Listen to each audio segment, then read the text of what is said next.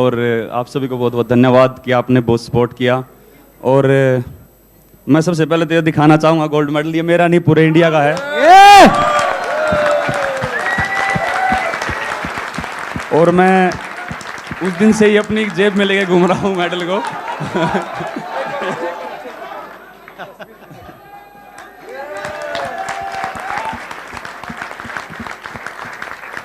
मैं सही बताऊं तो उस दिन से सही तरह से सो नहीं पाए हैं, खा नहीं पाए हैं, लेकिन जब भी मैं एकदम इसको निकाल के देख लेता हूं ऐसा लगता है कि यार सब ठीक है, कोई दिक्कत नहीं। और मैं ये बताना चाहूँगा कि मेहनत तो अच्छी हुई थी, लेकिन कहीं ना कहीं ये था मन में कि यार बहुत तगड़े कॉम्पिटिटर हैं हमारे। और मेरी वर्ल्ड रैंकिंग 4 चल रही थी और कंपटीशन बहुत ज़बरदस्त था वहाँ पे। लेकिन क्वालिफिकेशन राउंड में जैसी थ्रो लगी और उसके बाद मुझे लगा कि नहीं, ये मेरे लाइफ का सबसे जो तगड़ा मौका है ओलंपिक्स, और ये मैं नहीं छोड़ूंगा। और मुझे लगता है कि अपोनेंट को देख के और कॉम्पिटिटर को देख के कभी भी घबराना नहीं चाहिए। और ये मैंने एक्सपीरियंस किया है मेरे पहले ओलंपिक में, क्योंकि इतना अच्छा कंपटीशन होने के बावजूद भी और इतने अच्छे एथलीट होने के बावजूद भी हमने गोल्ड जीता है। तो मुझे लगता है कि बस अपना 100% दो और किसी से घबराओ मत। एक चीज़ बताएं, वो जो आपने दूसरा थ्रो फेंका है और उसके बाद जो सेलिब्रेशन करी है, पता था आपको ये बेस्ट गया है थ्रो?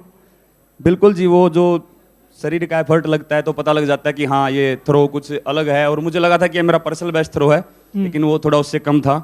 और बस वो फील हो जाता है। और फिर उसके बाद जो अगले दिन सुबह फील हुआ कमर में, शोल्डर में, एल्बो में, तो वो पर वही है कि अपने पास मेडल है तो ऐसा लगता है कि कोई बात नहीं, अब चाहे इंजरी हो जाती तो उसको भी देख लेते। अच्छा, आखिरी में आपके जो लंबे बाल थे, that main was very famous. यहाँ आते आते मेरे को 2-3 शैम्पू वालों के फ़ोन आ गए हैं, जेल वालों के फ़ोन आ गए हैं कि नीरज के वो लंबे होंगे। Everyone wants you as a brand ambassador. जी, मुझे लगता है कि मैं शुरू से ही 9-10 साल से लंबे बाल रख रहा था और अभी वो तंग करने लगे थे। मैं 2-3 कंपटीशन खेल रहा हूँ, उसमें वो पसीना आ रहा था, आंखों पे गिर रहे थे। और मैंने वो सिर पे वो क्या पट्टा ही बांध के देख लिया, टोपी भी डाल के देख ली, वो सब गिर जाता था लाइन से आगे। तो मैंने सोचा कि यार ओलंपिक है, ऐसा कोई स्टाइल बाद में हो जाएगा, गेम पहले है। नीरज, मैं क्या बोलूँ, you have made our hearts really grow fonder. You have made our chest swell with pride. और I think you are made for TV. जो आप है ना, अब मुझे नहीं लगता कि कोई TV वाला आपको छोड़ने वाला है. You're going to be inundated with phone calls. But thank you once again for a fantastic performance. The way he एक सवाल मेरा भी है, क्योंकि बहुत सारे खिलाड़ी हमारे ग्रामीण क्षेत्रों से आते हैं, बहुत दूर दूर से चल के अपने खेल के क्षेत्र तक भी जाना पड़ता है। तो आप में से कोई भी इसका उत्तर दे सकता है, क्या क्या मुश्किलें आई और कैसे यहाँ तक पहुँचने का सफ़र पूरा हुआ? जी बिल्कुल, मुझे लगता है कि ये प्रॉब्लम सभी जितने भी खिलाड़ी यहाँ पे बैठे हैं लगभग सभी मिडिल क्लास फैमिली से हैं और सभी को ये प्रॉब्लम आती है।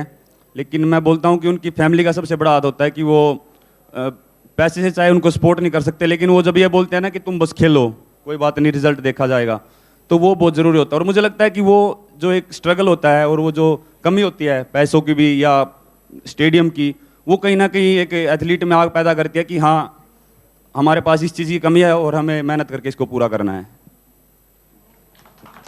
मुझे लगता है बहुत महत्वपूर्ण बात कही है कि निचले स्तर से जो एथलीट, पिछड़े से पिछड़े क्षेत्र से भी एक जो जज्बा, जुनून और जीतने के लिए जो आग अंदर है, वही उसको इस मुकाम तक लाती है। और वहाँ पर कहीं ना कहीं बाकी स्तर पर फेडरेशंस हो, टॉप स्कीम हो, भारत सरकार हो, उसके बाद आगे ले जाने का काम भी उसके आगे किया जाता है।